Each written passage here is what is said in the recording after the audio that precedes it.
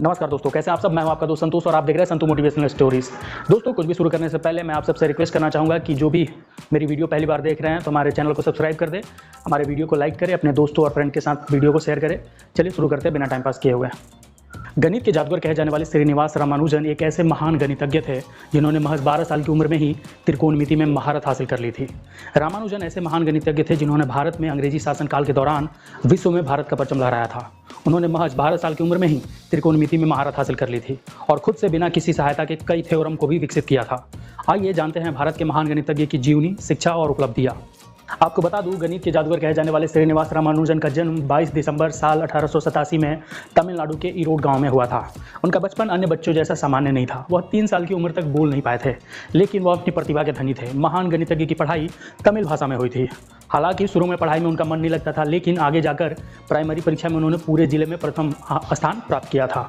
फिर वह आगे की पढ़ाई के लिए पहली बार उच्च माध्यमिक स्कूल में गए। वहीं से उन्होंने अपने गणित की पढ़ाई की शुरुआत की और इसके बाद से वह गणित विषय में महारत हासिल करते चले गए। 7वीं कक्षा में पढ़ाई करने के दौरान ही उन्होंने बीए के छात्र को गणित भी पढ़ाया था। उन्होंने मात्र 13 साल की उम्र में ट्रिग्नोमेट्री को हल करना शुरू कर दिया था, जिसे हल करने में बड़े बड़े विद्वान भी असफल हो जाते थे। रामानुजन चुटकियों में उसे हल कर देते थे। वहीं उन्होंने 16 वर्ष की उम्र में जीएस कारर द्वारा कृत ए साइनोसिस में elementary results in pure and applied mathematics की 5000 से अधिक थ्योरम को प्रमाणित और सिद्ध करके दिखाया था। उन्हें गणित के अलावा किसी भी अन्य विषय में इंटरेस्ट नहीं था। महान गणितज्ञ के साथ ऐसा भी हुआ था कि वो 11वीं कक्षा में गणित को छोड़ बाकी सभी विषयों में फेल हो गए थे और फिर अगले साल प्राइवेट परीक्षा देकर भी वो 11वीं की परीक्षा पास नहीं कर पाए थे। आप ये भी जान लीजिए कि श्रीनिवास रामानुजन को भी अपने जीवन में कई उतार चढ़ाव से गुजरना पड़ा था। 12वीं की पढ़ाई के बाद उन्हें आर्थिक तंगी से जूझना पड़ा। नौकरी की तलाश में उनकी मुलाकात डिप्टी कलेक्टर श्री रामास्वामी अय्यर से हुआ था। वह भी गणित के बहुत बड़े विद्वान थे और उन्होंने रामानुजन की प्रतिभा को अच्छे से पहचाना। उन्होंने रामानुजन के लिए 25 रुपये की छात्रवृत्ति, मासिक रुपये की भी व्यवस्था करवाई थी। इसके बाद साल 1911 में रामानुजन का प्रथम शोध पत्र बर्नौली संख्याओं के कुछ गुण research paper journal of Indian mathematical society में प्रकाशित हुआ।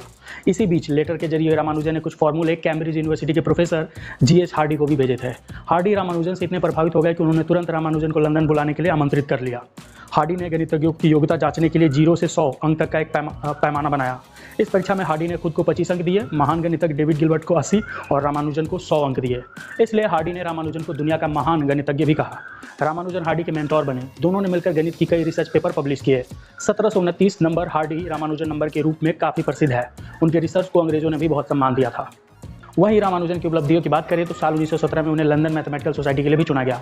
रामानुजन ने बिना किसी सहायता से हजारों रिजल्ट इक्वेशन के रूप में संकलित किए।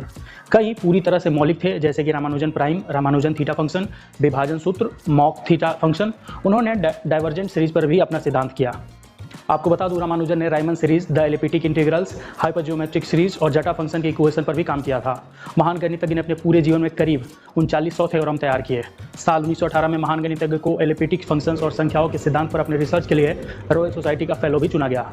रॉयल सोसाइटी के पूरे इतिहास में रामानुजन से कम आयु का कोई भी सदस्य आज तक शामिल नहीं हुआ था। इसी साल अक्टूबर में वो ट्रिनिटी कॉलेज के फेलो चुने जाने वाले भारतीय भी बने।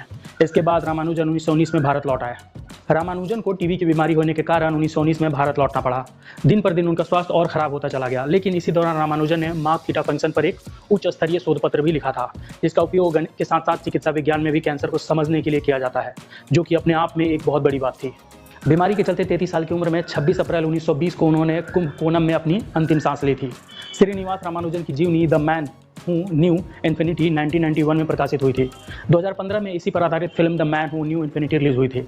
फिल्म में देव पटेल ने उनका किरदार निभाया था।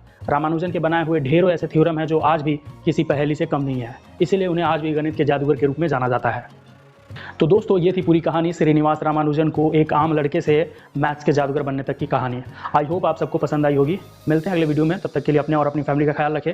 जय हिंद, जय भारत।